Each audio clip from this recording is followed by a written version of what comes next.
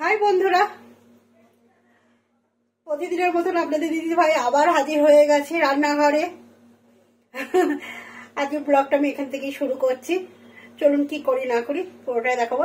রান্নাঘরে চলে এসেছি মানে আপনাদের দিদি ভাই রান্নাঘরটায় বেশি টাইম কাটে। রান্নাঘরে চলে এসেছি বলে রান্নাঘরে কাজকর্ম করবো, কি কি রান্না করবো না করবো পুরোটাই আপনাদের সঙ্গে শেয়ার করব। সাথে থাকুন, আশা করি আপনাদের ভালো লাগবে। চলুন বন্ধুরা, কি কি এখন আয়োজন করেছি সেটা আগে দেখে দিই, রান্না তো পরের কথা। দাদা কাজ বসিয়ে চলে এসেছে, এসে কি করছে এবার ঝাঁট গুলো দিয়ে কাজ বসানোর ডিউটি শেষ। গাছের পরিচর্যা, এবার ঘরের পরিচর্যা হচ্ছে। এই দেখুন ঝাঁট দিচ্ছে দাদা। দেখতেই পাচ্ছেন যতই আমরা করি বন্ধুরা সকালবেলা, কিন্তু দাদার পোষায় না, বুঝেছেন? একবার কিন্তু সব ঝাড়াঝাড়ি হয়ে গেছে, তারপরে কিন্তু আবার করছে। আপনাদের দাদা পোষায় না, নিজের হাতে যতক্ষণ না পরিষ্কার করবো ততক্ষণ বলে কি আমরা না করতে পারি না। হ্যাঁ বুঝছেন, মানে নিজের শখ সেরে আবার কেউ কাজের লোক হয় বলুন তো আপনারা? হয় কি? আপনারা একটু কমেন্ট করবেন। হ্যাঁ তাহলে আমরা কি জি তোমার বাড়িতে? হ্যাঁ ও দাদা, ও কৌশিক দা, কিছু বলুন। কৌশিক কিছু বলুন কৌশিক দা।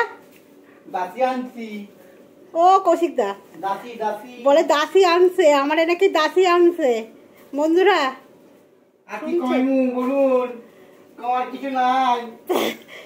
দাসির থেকে এত কিছু চাহিদা কিসের জন্য দাদার? তাহলে চাহিদা শেষ নেই।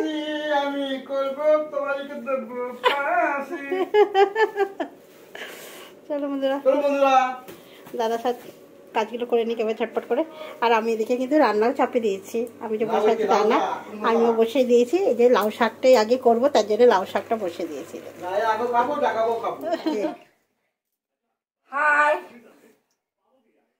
আমি আজকে একটা রেসিপি তৈরি করছি, পেঁয়াজ কলি, আলু আর টমেটো। এতে মশলা দিয়েছি শুকনো লঙ্কা, সর্ষে আর টমেটো, আর কিছু না। এটা দিয়ে আমি এখন বানাবো। চলুন মা আজকে দেখাবো, মা আজকে সবজিটা বানায়, কিভাবে বানায় পুরোটাই আপনাদের সঙ্গে শেয়ার করব। পেঁয়াজ কলি আলুর সবজি, চলুন দেখা যাক কিভাবে হয়। আমরাও খাবো, আমি তো খাবোই, তার সঙ্গে আপনাদেরও দেখাবো যে কেমন হয়েছে না হয়েছে। চলুন মা কিন্তু মশলাটা এখন মিক্সি করে নিচ্ছে।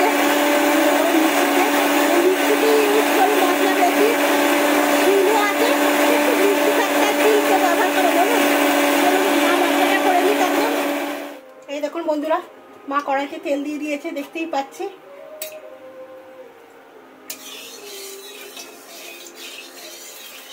তেলটাকে ঘুরিয়ে দিচ্ছে সুন্দর করে।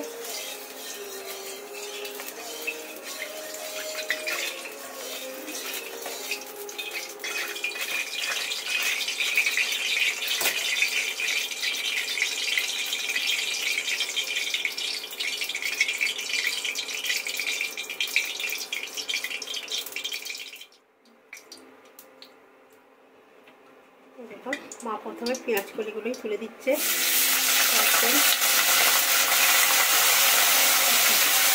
পেঁয়াজ কলিগুলো সাজিয়ে দিচ্ছে এটাকে। পেঁয়াজগুলো দিয়ে এবার নাড়াচাড়া করছে সুন্দর করে।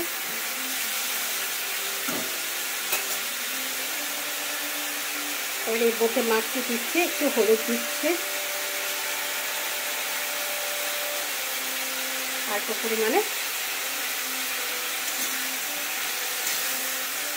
আবার সুন্দরভাবে পেঁয়াজ কলিগুলো কিছু মা ভেজে নিয়েছে, দেখছি ভাজা ভাজা হয়ে গেছে পেঁয়াজ কলিগুলো।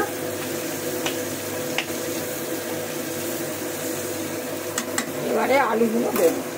এবারে এর ওপরে মা কি করছে, আলুগুলো দিয়ে দিচ্ছে পেঁয়াজ কলির ওপরে।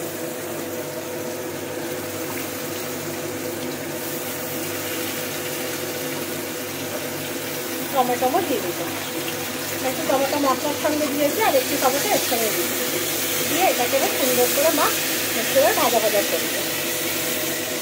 যে মশলাটা করে রাখা হয়েছে মশলাটা মা এবার দিচ্ছে।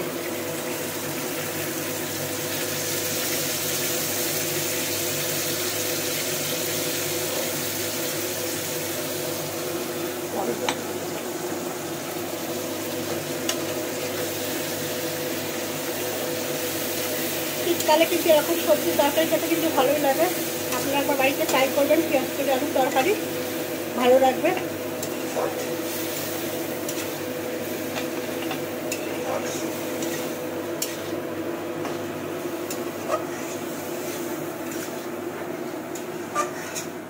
এই দেখুন সুন্দরভাবে মশলাটা একদম কষে নিয়েছে মা,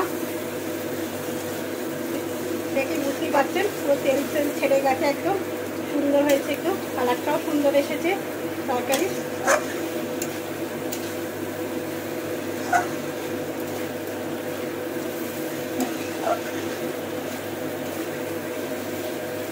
দেখুন তরকারি মানে ভাজা আর কষার ওপরই কিন্তু তরকারির টেস্ট আছে, একদম পুরো তেলটা ছেড়ে গেছে তরকারি, বোঝাই যাচ্ছে পুরো তরকারি তেল ছেড়ে গেছে।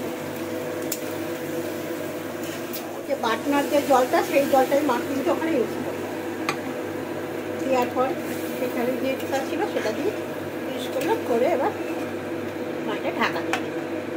আলুগুলো সেদ্ধ হবে, পেঁয়াজগুলি তো সেদ্ধ হয়েই গেছে, আলুগুলো যা সেদ্ধ হওয়ার জন্য ঢাকা খুলে দিয়েছে, নিয়ে সুন্দর করে আবার নিয়ে দিচ্ছে। বন্ধুরা মায়ের পেঁয়াজ কলি আলুর তরকারিটা একদম কমপ্লিট, দেখেই বুঝতে পারছেন একদম তেলে একদম মশলাতে একদম মাখা চাকা। এরকম একটা রেসিপি করে খেতে পারেন, খুব ভালো লাগবে। পেঁয়াজ কলি আলুর এই ঝালটা দারুণ খেতে হবে, কিন্তু দেখেই মনে হচ্ছে যে খেতে কত সুন্দর হবে। দেখতে যখন সুন্দর হয়েছে খেতেও নিশ্চয়ই সুন্দর হয়েছে। বন্ধুরা আপনারা একবার করে দেখবেন যে এটা কেমন লাগছে, যদি ভালো লাগে তা বলবেন। তা মা কিন্তু অন্য রেসিপি আপনাদের সঙ্গে শেয়ার করবে, এগুলো মায়ের সব নিজস্ব রেসিপি আপনাদের সঙ্গে শেয়ার করছে। যদি ভালো লাগে পাশে থাকবেন মায়ের, সবাই বলবেন মাকে, কমেন্ট করে জানাবেন, তাহলে মায়েরও ভালো লাগবে যে হ্যাঁ মায়ের হাতে রান্না খেয়ে আপনাদের ভালো লাগছে। তাহলে মা কিন্তু আরও নতুন নতুন রেসিপি আপনাদের সঙ্গে শেয়ার করবে।